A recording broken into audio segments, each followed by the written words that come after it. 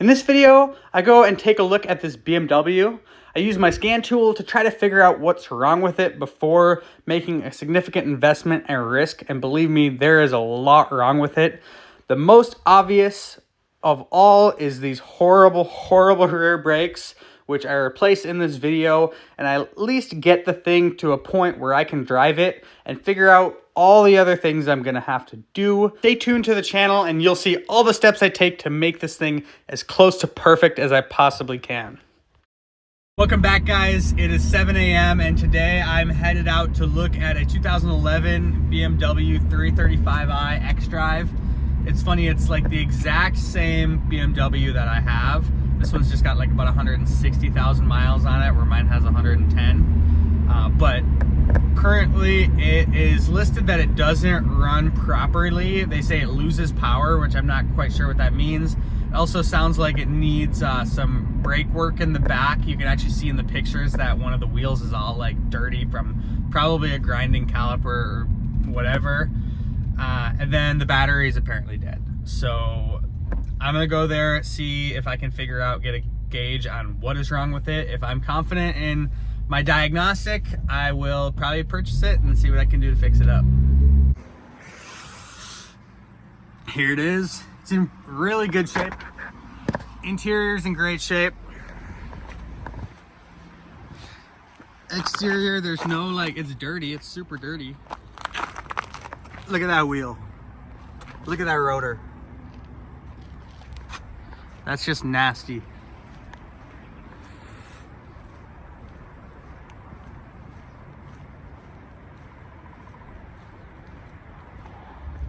So I'm test driving that BMW right now. First thing I did was plug in my code reader, and there was all sorts of different codes in all the different systems, mostly relating to low voltage, because the guy said that the battery was bad. He had to jump it this morning. He has to jump it every time. So obviously it was put into limp mode. He said the limp mode was constant. It never came off. It was just always on. But I cleared all those codes and I'm driving it right now, and there's obvious issues, like the belt is squealing a little bit on one of the pulleys, and the brakes in the back are grinding, but it's definitely not in limp mode. I mean, it's going into boost for sure. And if it was in limp mode, it wouldn't go into boost at all. So I think by clearing those codes, I actually took it out of limp mode, which just gives me a good indication that like it functions okay. Obviously there's issues, and those issues will probably come back. I'd be lucky if it was just a battery issue. I doubt that, but hey, you never know. But I know that the engine's at least somewhat healthy. It's not misfiring. It's able to boost and everything. So that's a good sign. I'm gonna go back and see what this guy will take for an offer. So the guy was asking $4,000 for the BMW. I offered $3,000, pointed to some of the issues that it had and that I was kind of taking a risk, not knowing exactly what was wrong with it. He countered, we went back and forth and ended up at $3,400. So I ended up buying the car for exactly $3,400. So it's about 10 hours later now. I had to go to work, so I left the BMW in the parking lot of the guy's apartment. But now I'm in it. My wife dropped me off, and I got in and I tried to bring a vice grip to pinch off the line, but I didn't have a jack or anything to get really under there to pinch the brake hose off for the driver's side rear brake that's just ground all the way down to like the ribs of the rotor. So what I'm doing is it's not very much traffic, so I don't need to use the brake much, so I'm just using the e-brake. I've still got plenty of braking power. If I hit the brake, the car stops just fine, but that thing is just grinding away back there, and I don't want to damage anything else. The caliper's already shot, caliper piston pads, everything's shot, but I don't want anything flying off or breaking anything. So I'm just using the e-brake, and it's working out just fine. Up and see. Oh, I didn't catch this in time. I had to. That's a bad sound. Ugh. I wasn't paying attention because I was filming, so I didn't pull the e-brake or the parking brake in time, so I had to hit the regular brake and do a combination, and oh, it's so nasty. It just is like a bzzz noise because it's just hitting the fins, the ribs that are supposed to be inside of the rotor. All right, so I got the back wheel taken off this BMW, and you would not believe it, guys. I'm gonna play really quick the video of me taking this off, showing you how bad it is. So basically we're gonna get a good view of the carnage of these brakes.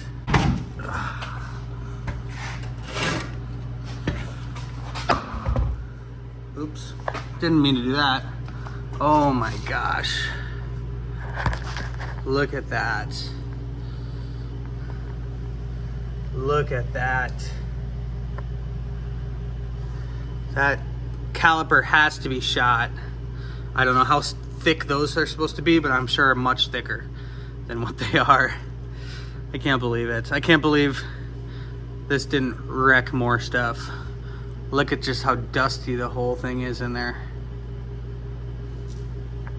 But we got all the parts in, so we got a new caliper here, a new rotor, and the pads. And of course I've got the pads and the rotor for both sides, the caliper just for this side. So I'm gonna go ahead and get all this stuff put on. At that point, the vehicle should be drivable.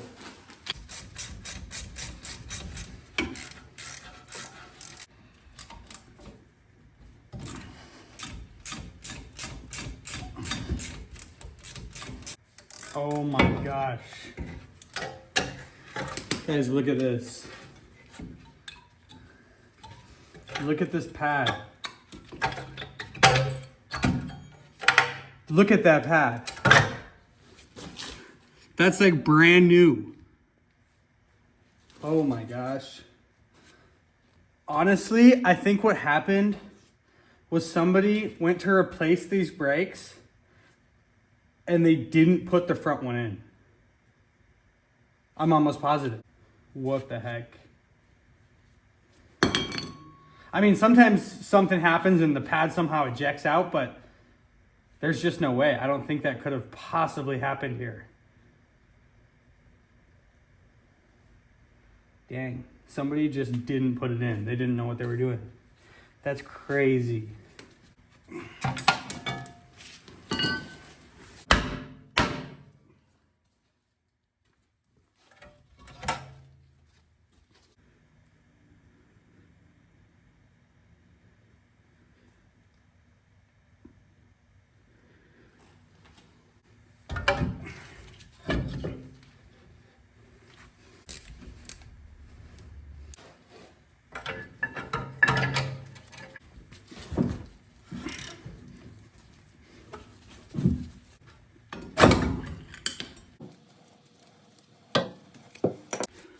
All right, this could give some perspective on how much metal was taken off by that scraping.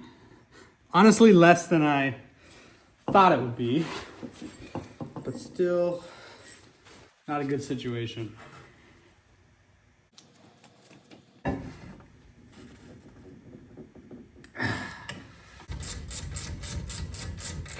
So here's another critical thing that the last one didn't have, which I don't think would have resulted in that pad ejecting, but this one wasn't on there. This spring thing. I can see this popping off after, you know, that stops it from shaking around. So I can see that maybe popping off after the stuff started to grind, but yeah, I don't know. What do you guys think? Let me know in the comments. What do you think the cause of this disaster was?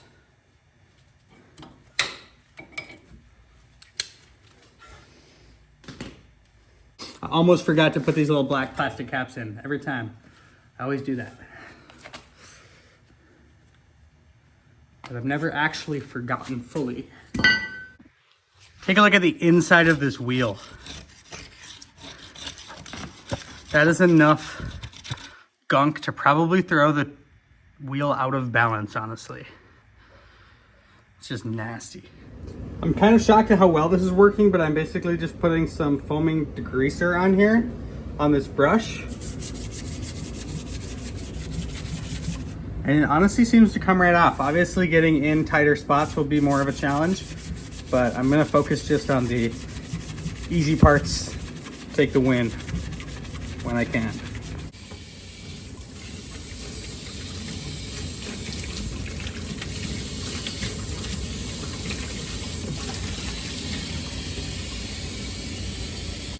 All right, so I'm driving the BMW to work. I got the other side done, so the brakes are working great. And I'm at the gas station because it's empty, and I'm gonna pop in some of this fuel injector cleaner. I like to do this on any vehicle I get, just to make sure everything's running well.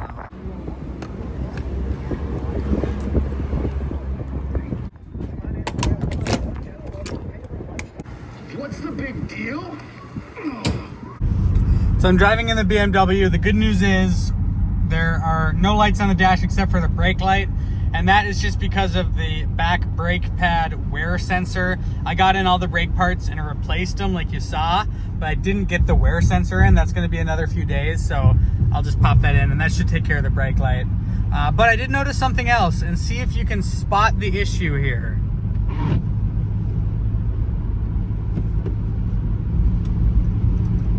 Huh, wonder what's going on here.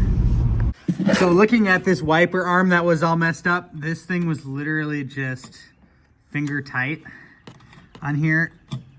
So I'm just gonna kind of position it and tighten it down appropriately.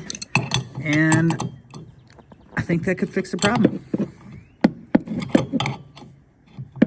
I should just have a socket wrench, but I don't.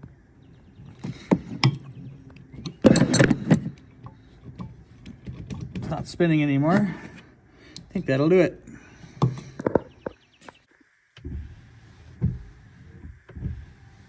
Beautiful.